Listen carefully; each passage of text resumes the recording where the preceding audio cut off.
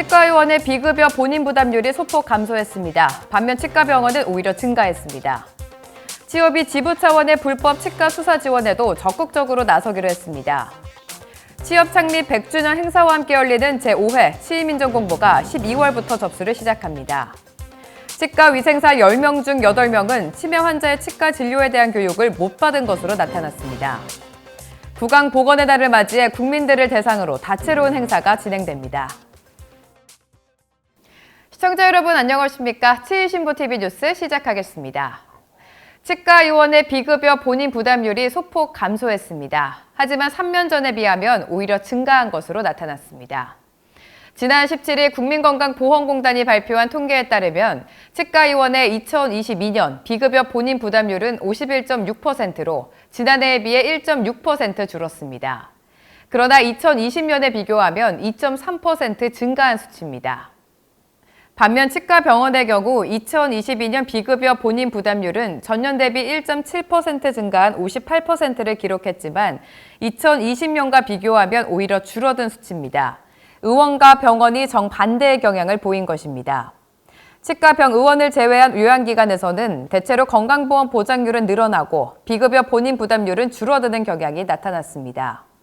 이에 대해 건보공단은 2022년에 공단 부담금은 증가한 반면 의원급 중심의 비급여 진료 증가폭이 감소해 건강보험 보장률이 상승했다고 분석했습니다. 다음 소식입니다. 치업이 지부 차원의 불법 치과 수사 지원에도 적극적으로 나서기로 했습니다. 불법 개설, 운영 혐의를 받고 있는 치과에 대해 해당 수사기관의 엄중한 수사를 요구하는 탄원서 제출 등을 지원하게 된 것입니다.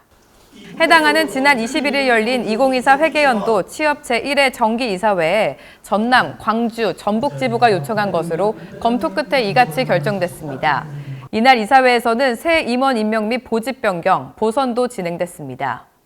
아울러 법인카드 사용 내역 회무 열람안, 치업 선거관리 규정 제13조, 선관위원회 임기 관련 개정안 등이 통과됐습니다. 계속해서 다음 소식입니다. 제5회 치의민정공모가 12월 2일부터 접수를 시작합니다. 특히 이번 공모에서는 미디어 아트 부분이 신설됐으며 내년 4월에 예정되어 있는 치업 창립 100주년 행사와 함께 전시될 예정입니다. 1차 심사 결과는 2월 7일에, 2차 최종 심사 결과는 3월 4일에 취업 홈페이지를 통해 공개됩니다. 주제는 자유주제로 1인당 한 점만 출품이 가능합니다. 부문 통합 대상 1명에게는 100만 원, 우수상 2명에게는 각 50만 원씩, 특선 10명에게는 각 20만 원씩 시상할 계획입니다. 장소희 조직위원장은 이번 대회는 취업 100주년 행사와 함께 큰 문화축제로 준비하고자 한다며 대규모 특별전인 만큼 열정과 재능을 아끼지 않고 정성껏 준비해달라고 당부했습니다. 계속해서 다음 소식 전해드립니다. 치과 위생사 10명 중 8명은 치매 환자의 치과 진료에 대한 교육을 못 받았다는 설문조사 결과가 나왔습니다. 한국임상치의생학회지 최근호에 실린 해당 논문에서는 다양한 학력으로 구성된 치과 위생사 220명을 대상으로 설문조사를 분석했습니다. 분석 결과 설문 대상자의 84.5%가 치매 환자의 치과 진료에 관한 교육을 받은 적이 없는 것으로 나타났습니다. 특히 이들은 치매 환자의 약물 부작용, 의사소통 등에 관한 질문을 받았을 때 정답률이 최소 5.9%까지 낮게 나오기도 했습니다. 이와 관련 연구진은 적절한 의료 서비스를 제공하기 위해서는 치매 환자 관련 교육 프로그램 마련은 물론 매뉴얼 수립이 필요하다고 전했습니다. 계속해서 다음 소식 전해드립니다. 제79회 구강보건의 날 행사가 전국에 동시다발적으로 개최돼 성황을 이룰 예정입니다. 치업을 비롯한 치과계 8개 단체 기관이 후원하는 행사는 오는 6월 4일 한국은행 분수대 앞 광장에서 열립니다. 협회는 이번 행사에서 이동치과 버스를 설치하고 시민들에게 구강검진과 불소도포를 시행하며 구강보건에 대한 관심을 제고할 예정입니다. 행사 관계자는 치과에 대한 궁금증을 직접 답변해주는 무엇이든 물어치과, 올바른 칫솔질 영상 상영 등 다양한 이벤트와 선물도 준비했다고 전했습니다. 치업은 이번 행사 홍보를 위해 치업 공식 인스타그램에서 해시태그 이벤트를 진행하며 만반의 준비를 갖추고 있습니다.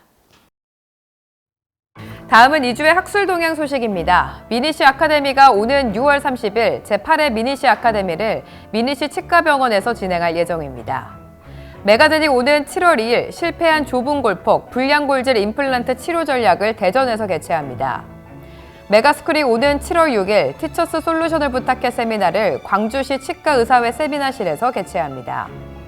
이노바이오서지가 오는 7월 6일 아미 에센셜 코스를 온라인으로 중계합니다.